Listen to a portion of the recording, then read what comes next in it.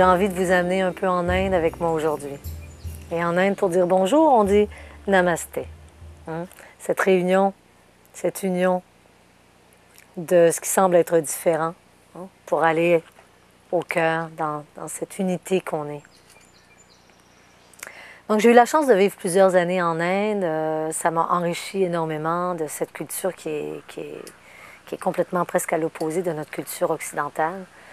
Et depuis quelques années, c'est dans le sud de l'Inde que je vais me ressourcer, au pied de la montagne sacrée qu'on appelle Arunachala.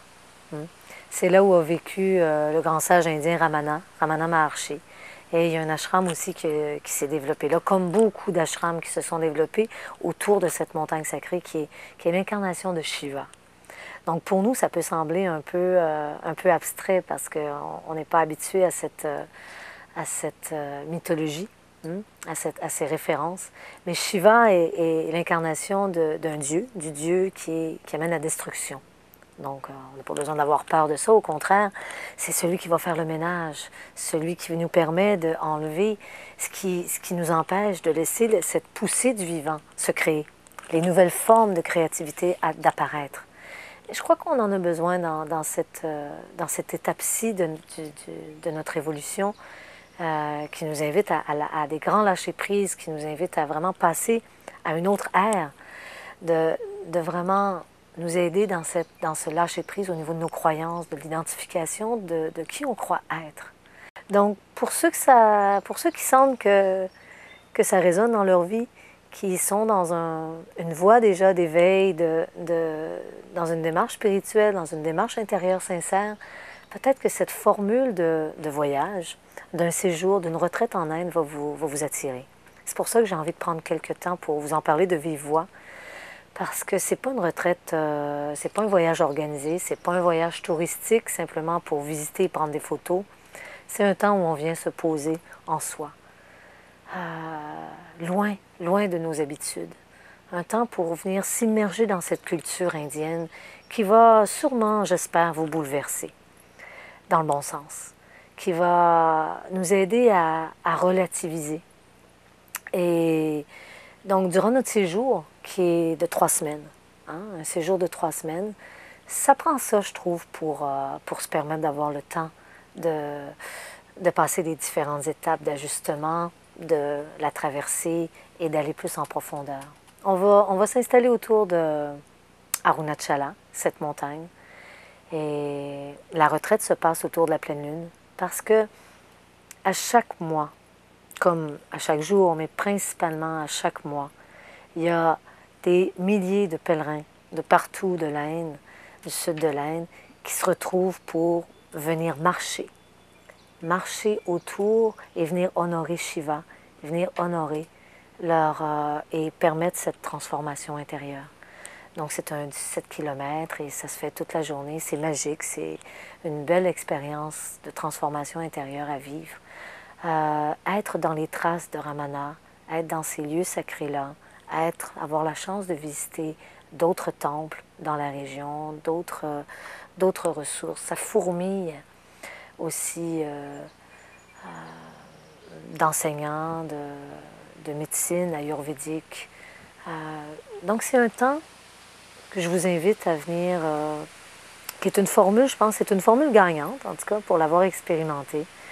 C'est à la fois une formule qui nous permet d'avoir un cadre dans lequel on vient se retrouver ensemble, on vient se poser en méditation, recevoir mes enseignements, approfondir notre démarche, et en même temps d'avoir un espace libre. Donc, il y a plusieurs choses au rendez-vous. Je n'ai pas envie de tout vous dévoiler ce qu'on va faire parce que c'est ça la qualité de la retraite à laquelle je vous invite. Ça va être organique en fonction des gens qui sont là, en collaboration, en co-création. On est en cercle. OK? Et c'est une des choses qui rend ce séjour-là très riche. On le vit ensemble. On est autour d'Arunachala, on a quand même un confort. Des fois, c'est une question qu'on me pose au niveau de l'hygiène, parce qu'il y a plusieurs choses qui circulent. Des fois, quand on n'est jamais allé en Inde, ça peut faire peur. J'ai envie de vous dire que c'est une autre façon de vivre. Il y a de tout. On va rencontrer les contraires. hein, la grande beauté avec la grande laideur. Et ça, on a besoin de le rencontrer en soi aussi. Hein. La vie et la mort, comment ça se côtoie au quotidien. L'Inde, c'est un beau pays pour nous le montrer en pleine face.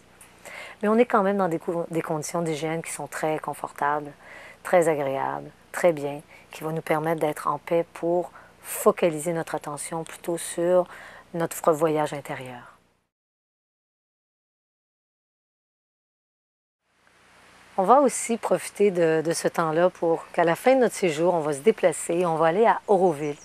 Hein? Voir et vivre dans cette ville qui est la vision qu'a eue Aurobindo.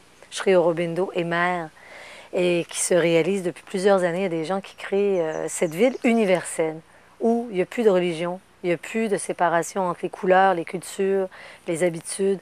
Est-ce qu'on peut vraiment apprendre à vivre ensemble?